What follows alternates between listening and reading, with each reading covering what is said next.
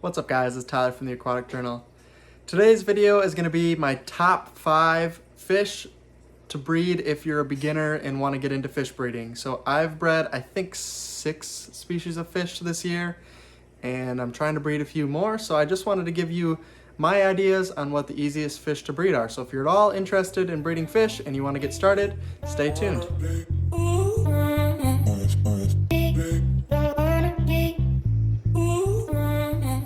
So number 5 is going to be a mouth brooding cichlid.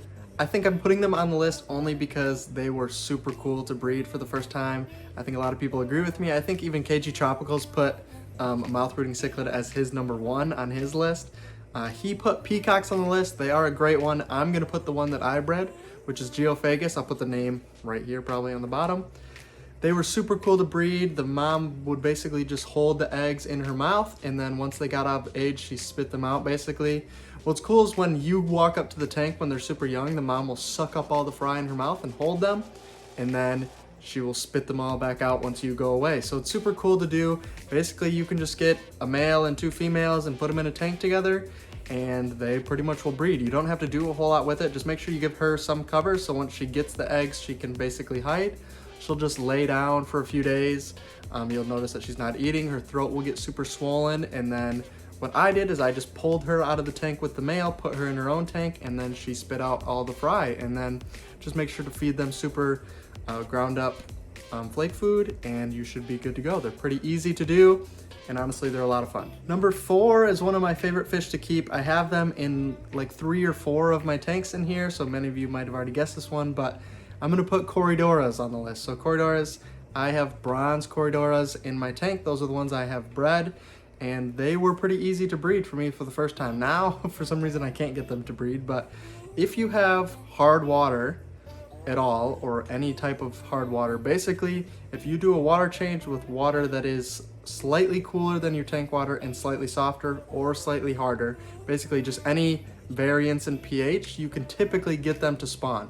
As long as you don't have other fish that will eat the eggs. If you have other fish, like in the tank now with them, I have angelfish who I'm sure will eat the eggs as soon as they get on the glass. So if you keep them by themselves, do a water change at night, wake up in the morning, as soon as the lights turn on, you'll probably be able to find eggs on the tank. Then all you pretty much will do, you can take a credit card, scrape off the eggs, put them into their own tank, typically with some air, and they'll hatch out. Again, you have to feed them super fine food. With them, even flake food maybe not be a great solution at the beginning, so you can feed any of the powdered, like New Life Spectrum, Fry Starter, all of that kind of stuff works great for them, and they're a great option for your first fish to breed. Number 3 is a fish that was really easy for me to breed, and that is cherry barbs. One, it's super easy to sex them. The males are super bright red, and the females are not very red at all.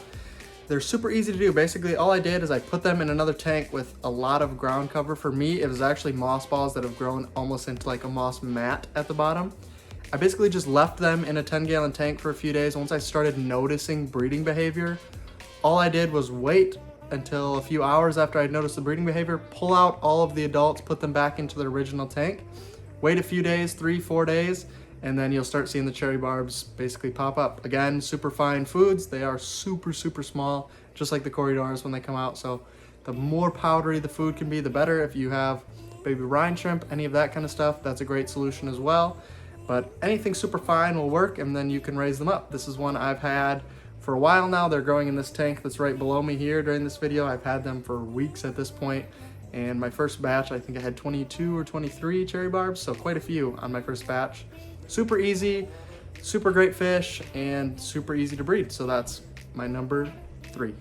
Number 2 on the list, both number 2 and number 1 are in the same family of fish, I would say, in terms of breeding. And I think they're the easiest because you can breed them in the same tank. You don't have to worry about pulling them. If you do pull the babies or the adults in either situation, it is easier to do it that way, but they can be bred in tanks. So number 2 is swordtails. I have red Delta Swordtails. They're outside in the tubs.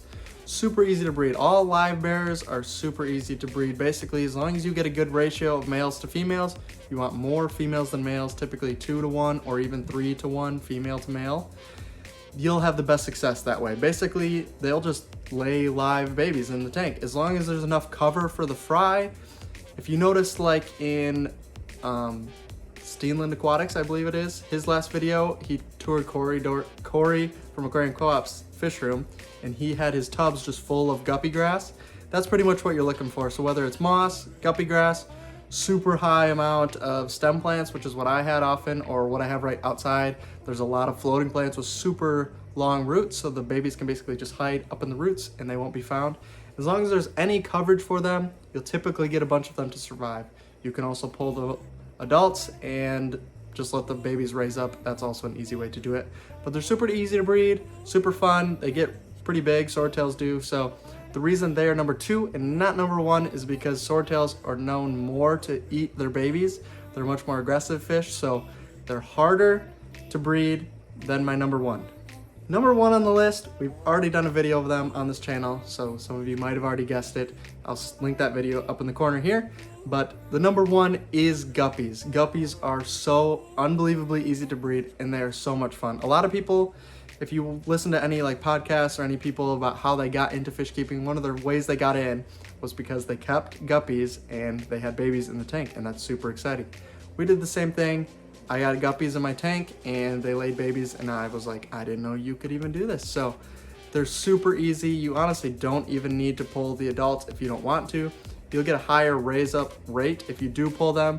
I can typically get like 5, 6, 7 from each batch to survive without pulling them. If I pull them, depending on how many they lay, I've gotten up to like 22 from one batch to survive. So it is easier if you pull the adults or pull the fry, but they'll live without it. Pretty much just any cover at all, and they'll be able to survive. They're super easy to breed, super fun. You can get them in a billion colors, you know? So that is my number 1, easiest fish to breed. Now, I said this was my top 5 video, but I'm gonna give you 2 honorable mentions. One is a fish I'm trying to breed, and the other one is a fish I have successfully bred this year that I think is super fun, and I think you guys should try. So number 1 on honorable mentions is angelfish. If you follow me on Instagram, you've seen I've been trying to breed them for a while. We've got lots of eggs, lots of wigglers, but we haven't got any fry on them. A lot of people say they're super easy to breed because they will raise up their own fry. I haven't had that success, so if you can get a pair of angelfish that will raise up their own fry, it's super easy. They'll lay eggs almost every 2 weeks basically, and then they'll just lay them on a leaf or a slate. I've had them do both, and then you basically can just raise them up. For me though, they typically will eat them as soon as they get to wigglers. I've also pulled them and I haven't been able to raise them that way, but I think it's a fun one to try. I wouldn't say it's easiest to breed, but I think it is a fun one to try if you can get a pair. The second honorable mention is gonna be goldfish. I just had goldfish that I pulled out of my pond. I thought about bringing them in because I've seen videos of people doing them with breeding maps. We've done a video on that as well. I'll link that up there.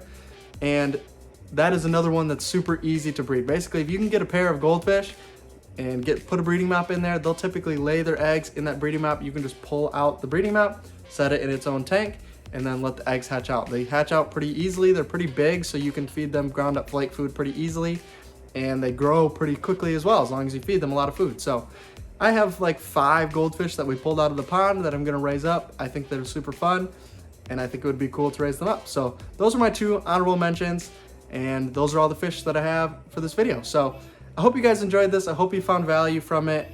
If you have your own fish that you think are easy to breed that I didn't mention in this video, leave them in the comments below, and I'd love to hear what you guys think. But again, thanks for watching, guys, and I'll see you in the next video.